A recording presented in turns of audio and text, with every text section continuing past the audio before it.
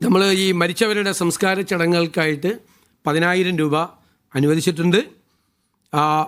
ക്യാമ്പുകളിൽ നിന്ന് വീടുകളിലേക്ക് പോകുമ്പോൾ വീടുകളിൽ വെള്ളം കയറിയവർക്ക് അടിയന്തിരമായി 10,000 രൂപ വെച്ച് ഓരോരുത്തർക്കും കൊടുക്കാൻ വേണ്ടിയിട്ടുള്ള നടപടികൾ സ്വീകരിച്ചിട്ടുണ്ട്.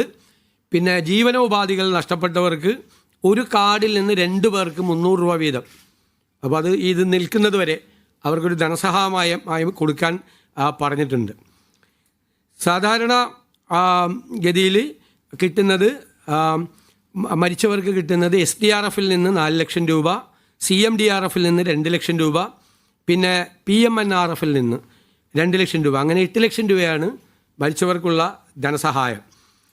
പിന്നീട് നമുക്ക് നേരത്തെ നമ്മൾ ഈ വലിയ ലാൻഡ് സ്ലൈഡൊക്കെ വന്ന് വീട് കംപ്ലീറ്റ് ഒഴുകിപ്പോയി, വീടില്ല, ആ സ്ഥലത്ത് വീടും വയ്ക്കാൻ പറ്റില്ല.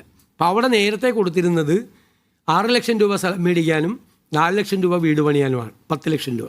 അത് 12 ലക്ഷമാക്കി വർദ്ധിപ്പിച്ചിട്ടുണ്ട്. ആദ്യമായിട്ടാണ് 12 ലക്ഷം രൂപയ്ക്ക് വർദ്ധിപ്പിക്കുന്നത്. വീട് പൂർണ്ണമായും നഷ്ടപ്പെട്ടവർക്ക് നേരത്തെ കൊടുത്തിരുന്നത് 4 ലക്ഷം രൂപയാണ്, അത് 6 ലക്ഷം രൂപയ്ക്ക് വർദ്ധിപ്പിച്ചിട്ടുണ്ട്. സ്ഥലം വാങ്ങി വീട് വയ്ക്കാൻ നേരത്തെ 10 ലക്ഷമായിരുന്നത് 12 ലക്ഷമാക്കി. നേരത്തെ 4 ലക്ഷം വീട് വയ്ക്കാൻ കൊടുത്തിരുന്നത് നമ്മൾ 6 ലക്ഷമാക്കി വർദ്ധിപ്പിച്ചു. കാരണം ഈ വീടിൻ്റെ മെറ്റീരിയൽസിനൊക്കെ വില കൂടി. ഇത് പണ്ടെങ്ങാണ്ട് തീരുമാനിച്ചു വെച്ചിരിക്കുന്ന റേറ്റാണ്, ആദ്യമായിട്ടാണ് ഇത് കൂട്ടുന്നത്, ഇപ്പോൾ കൂട്ടുന്നത് ഒരുപാട് വർഷങ്ങൾക്ക് ശേഷം. അത് കൂട്ടായി കൊടുക്കാനുമുള്ള നടപടികൾ സ്വീകരിച്ചിട്ടുണ്ട്.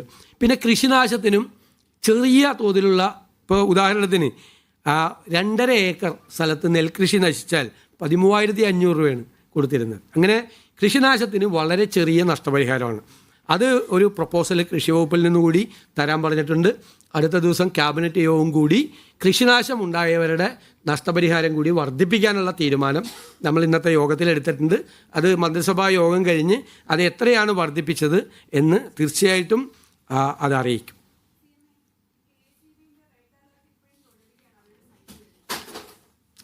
അല്ല, ഇപ്പോൾ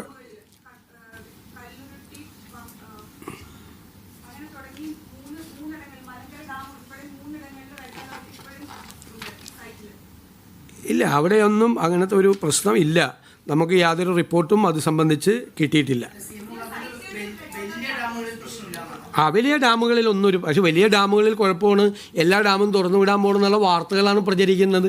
ഞാൻ ആ വലിയ ഡാമുകളിലാണ് പറഞ്ഞത്. ഇടയ്ക്കിടയ്ക്ക്, അതായത് 2 വട്ടം പരിശോധിക്കണമെന്നാണ്.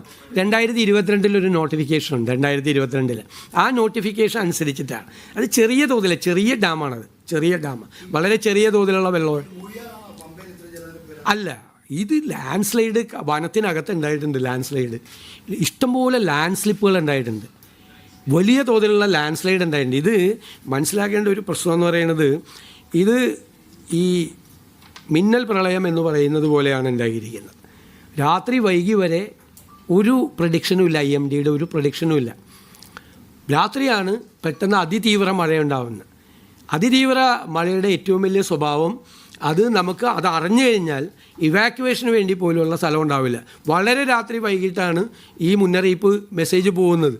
IMDയുടെ ഇതിൽ പോലും അത് പരിശോധിക്കാനുള്ള സംവിധാനമില്ല. ചില സ്ഥലങ്ങളിൽ സാധാരണ 200 ഇതിന് കൂടുതലായി മില്ലിലിറ്ററി കൂടുതലായിട്ട് മഴ പെയ്താൽ അത് എക്സ്ട്രീം ഹെവി റെയിനാണ്.